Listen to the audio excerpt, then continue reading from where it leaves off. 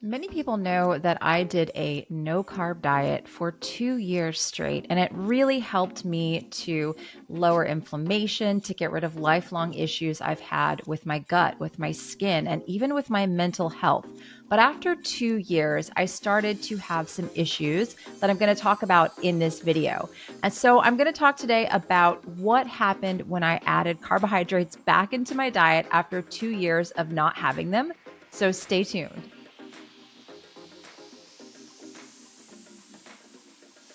Welcome back to the Sarah Kleiner Wellness YouTube channel. Today, I want to talk a little bit about adding carbs back into my diet and some mistakes that I see people make when they try to do this, why I added them back in, who should maybe not consider adding carbs back in, because I know I'm going to get a lot of angry commenters, hopefully not angry, but people that might have a little cognitive dissonance around this issue, and just overall how that experience has been for me and how it's really been supportive overall. So if you're interested in that, stay tuned. I do want to announce really quickly that this weekend I'm actually streamlining and spring cleaning a lot of my offerings. And so I have about 10 courses that I'm just going to take off of my website because they're just kind of adding clutter. And so if you want to get those, they are 20% off through this weekend only. I'm going to put those down in the show notes for you so that you can take advantage of those. I'm going to be getting rid of quite a few. So if you want to get them for a really good deal, check those out down in the show notes. And as always, if you're looking to add metabolic flexibility back into your life, back into your diet, and just allow your body to be more resilient, which I think should be the goal when we do any sort of way of eating or any kind of a lifestyle plan. Check out my 21-day leptin reset course. I'll also put in a one-time coupon code that's good for this weekend only for 20% off that course. It also comes with my metabolic flexibility webinar. So it's a really, really wonderful tool if you're looking to add a little flexibility, add some resilience back into your life. So check that out. All of that is going to be linked down in the show notes. So let's jump into today's video. Let's first of all just take a moment, because I know I'm going to get a lot of people that comment under this video after seeing the title who maybe should not think about adding carbohydrates back into their diet. And when I'm talking about carbohydrates, I am talking about whole food, seasonal plants, right? I'm not talking about cake and cookies and going to the bakery and going hog wild, right? I am literally talking about some asparagus, some seasonal produce, right? So a lot of people get it twisted when we talk about this, but there are some people who are going to be better off to leave this alone. That is someone that is struggling with a disorder, maybe like epilepsy, that they are managing with a ketogenic approach. I'm doing this actually with my daughter right now. And so I'm not worried about the hormone issues with her, because the bigger issue is managing this condition that we have a lot of other things that we're using to manage. But if you're in a situation like that with your health and a ketogenic approach has been helping you, then I wouldn't stress about bringing these things back in, to be quite honest with you. Sometimes the good is just going to outweigh the bad. So if you have an autoimmune condition, a condition that is like epilepsy, mental health disorders, things like that are really being managed with a ketogenic approach, then I wouldn't necessarily worry about this. But this is kind of where I came to after 2 years of a carnivore diet. Again, as I mentioned at the beginning of this video, IBS gone, eczema gone, all of these other issues that I've talked about at length here, mental health issues, bloating, inflammation gone, skin issues. So this was a very, very helpful approach for me. But at the end of that 2 years, I started having issues mainly with my thyroid. My T3 was about a 1.5, 1.6. It was low. And I was being told by a lot of the experts in this space that it was not a problem, that my thyroid was just more sensitive. It was like being insulin sensitive. It was my thyroid was more sensitive. And that would have been an interesting theory. However, I had gained about 20 pounds that I couldn't lose, no matter how much fasting I did, no matter how much calorie tracking, macro tracking, steps, all of that stuff. Like, it would not budge. And I was very frustrated. And at the same time, it wasn't just me. I had been working in the field of nutrition with clients all over the world, a lot of women, especially, that were experiencing the same exact thing. And so the metabolism can absolutely downregulate and kind of go into a down gear after you have restricted carbohydrates for an extended amount of time, done a lot of fasting. This can even happen with just plain old calorie restriction. I was at the point where I wasn't even restricting calories and my thyroid was just in this low, low state. And so a lot of people know that follow me, I was wanting to get pregnant at that time as well. And as if you are trying to get pregnant, you really need to make sure that your thyroid is completely optimized. And so this was troublesome to me. Not only did I have the extra weight, but I also had this thyroid issue, right? My sex hormones were also pretty low at the time as well, which I was not happy about. So, what did I do? I actually interviewed Dr. Jack Cruz, and that is what gave me some mental flexibility around this issue. Because to be honest with you, I was terrified to add in extra foods after kind of being heavily in this carnivore world, food as a form of information for my body. And so, what I started doing, and this was the summertime in 2021, was more seasonal carbohydrates, right? So if it grew out of the ground seasonally, and again, it was summer, early fall that this was happening. So it was easy for me to do this.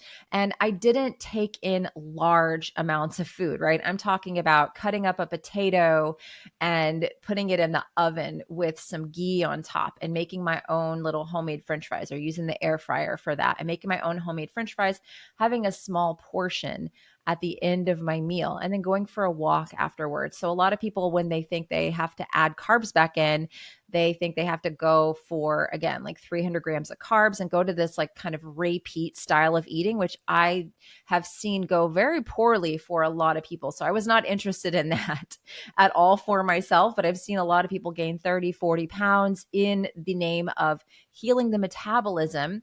And what that has actually done is create more metabolic issues, more issues with insulin, more issues with the hormones not getting the correct and proper signals. Because when you understand circadian biology and quantum biology, hormone production actually begins in the eye via the suprachiasmatic nucleus and light that comes into the retina. And again, food is another form of light and information. And so when I started doing this strategic carb cycling, so I didn't go in with like 300 grams of carbs a day and carbs every single day. I still had a lot of days that I was doing carnivore, that I was doing a ketogenic approach, but it was maybe 1 and sometimes 2 days per week that I would do these meals with a little bit of potato at the end of the meal, or winter squash, these seasonal foods. And in the winter time, looking at more cellar stable foods and fermented foods to help support this kind of signal to my thyroid. And doing that, a couple of things happened. And at the same time, so I don't want anyone to think this is just about the food, because that's not even really what this channel is about anymore, is just the food. This channel is about your lifestyle and about creating a lifestyle with circadian biology and quantum biology to provide your body with the correct signals for your mitochondria. And so what I began doing was this entire circadian lifestyle. So my body was getting the proper signals from sunlight, from darkness, creating enough melatonin so my body could actually have autophagy and apoptosis. So the things that happened for me when I began this very strategic way of cycling in was better sleep, more energy, less issues with hydration. So my minerals were always something that I felt like I was constantly chasing. So that became less of an issue. Weight loss, I was able to lose 30 pounds. So I wasn't trying to lose weight. I was trying to optimize my fertility, but I was able to lose 30 pounds and my T3 went up. It didn't go super high. I've just retested it. Here I am in, I think it's March of 2024. My T3 is finally at a 3.0. It took me a while to get there. And I'm convinced that it's all of these things together. It's not just the food. Red light therapy on my thyroid, grounding, a consistent sunrise practice, blue blockers after sunset, and then this kind of strategic way of eating so that my metabolism is resilient. Because before, when I would add in carbs at all. And I hear this a lot. I've added this in and I gained weight overnight. Well, yes, there's some water weight that happens, but you have to be strategic about this. On the days where you have the carbohydrates, you can't eat as much fat. There's a thing called the Randall cycle. And so if you're eating large amounts of fat and carbohydrates, you will gain weight very quickly. You have to look at maybe doing this in the middle of the day, supporting yourself with some digestive enzymes if your body is not used to these foods, going for walks afterwards and eating outside, because UV light allows your body to better metabolize and break down these foods. And so again, as I mentioned in the beginning, there are some people that may not want to try this approach. Maybe they are just having great relief from these other health conditions. And I don't want to make this video to put pressure on anyone. I am more so making this video for people who might be stuck metabolically, might be struggling with these hormone issues, with these thyroid issues. And again, none of this is medical advice in any way, shape, or form. It's me sharing my experience. And I've also experienced this with a ton of clients and a ton of people who come through my 21-day leptin program. They do the program. We do it in this strategic way where we're just kind of slowly bringing these things in, and they have to come off of thyroid medications that they were previously on. They have to lower the dose of their thyroid medication. So I always encourage everyone, when they begin doing these things, to work one-on-one with a doctor to monitor their blood work to make sure that maybe they start having the hyperthyroid symptoms and they need to come down a little bit. So this has happened for a lot of people.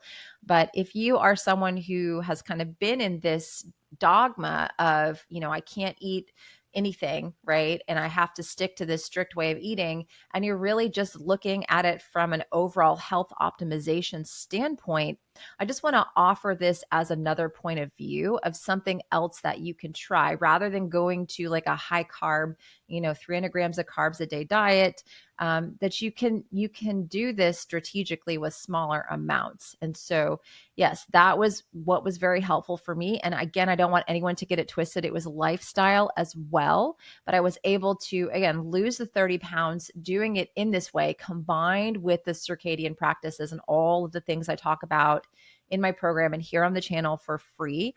All these things combined, then I was able to get that response of losing the 30 pounds. And then I was able to get pregnant without IVF after having gone through failed rounds of IVF by using this strategic approach and allowing my body to become metabolically flexible.